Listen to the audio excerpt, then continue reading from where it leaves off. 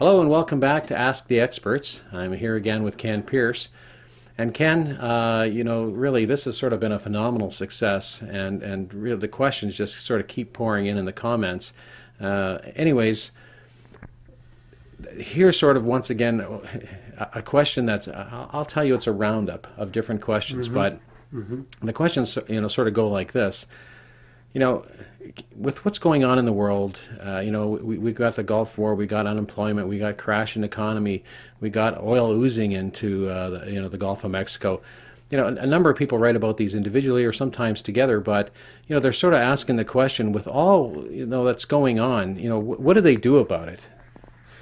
Well, actually, it's interesting because someone asked me recently, what's the benefit of the oil leak in the Gulf?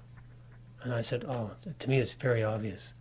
I said, it's going to challenge our whole species to take control and monitor and carefully utilize that fossil resource instead of taking it for granted, exploiting it. So the principle applies. There's a law called the law of symmetry, which I mentioned before, and it applies everywhere. So I often challenge my clients, I'll say, take the morning paper, I said, and start from the front page and just flip through it and find everything that's either very positive or very negative. And then in your mind, go find the other side. So if it's war, say, what's the value of war? To our country, to the individuals over there, to their families, to the species, whatever. And it's always there. If it's just something like someone wins a lotto, say, what's the cost? How are they going to pay for it? Because you get nothing for nothing. It's a law of nature.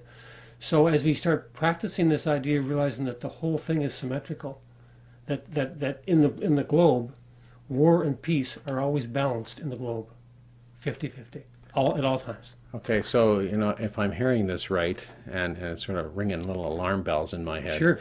It sounds like we have to have war. We have to have war. We only go to war for peace, and vice versa. So war and peace are two sides of the same coin. They are always balanced perfectly. It's like someone said to me, well, how can cancer be good? Cancer is good and bad, 50-50. Cancer is a way that the population doesn't get too big for the planet. It's a way for individuals to learn to appreciate themselves, their family, their life, their job. These are just tools of nature. They're not bad or good things. They're how nature operates to evolve our whole species. Okay, so I can see many people being challenged, more or less by this thinking in terms of things having to be 50-50 or their symmetry, and I sort of get that there has to be interplay. You can't recognize good unless you've seen bad. I mean, many of these things seem to make sense, but I guess sometimes we live in a utopian world, and we would like not to have any war, and we would like not to have any cancer. No. So are we saying that's not possible? It's our fantasy. I'll tell you an example. I had a woman come to see me many years ago, and she'd be about 48, 49. And she sat in my office, and I said, what brings you here? And she said, I want to learn how to die with dignity. And I said, why? She said, I have cancer. And I said, oh, okay. And I said, so you want to learn how to die with dignity? So I said, tell me about your life.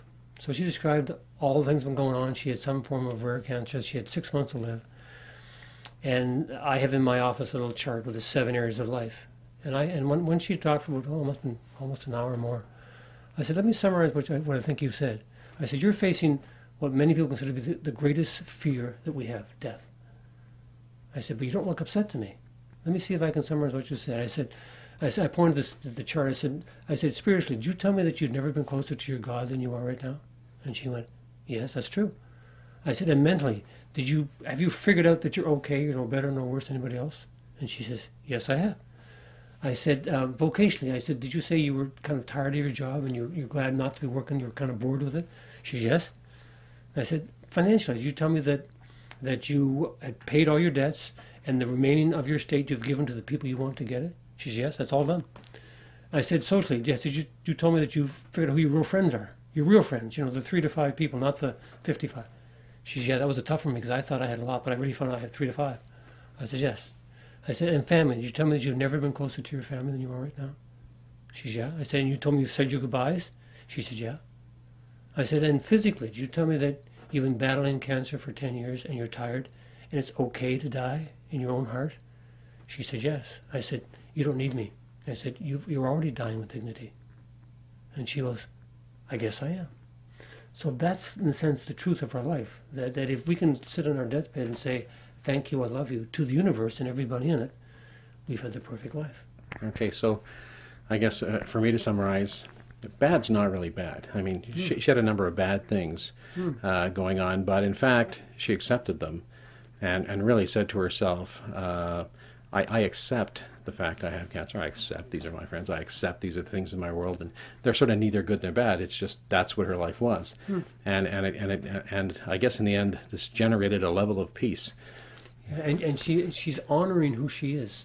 She's honoring all of her past, all the people of her past, all the people of her present. So there's no agenda.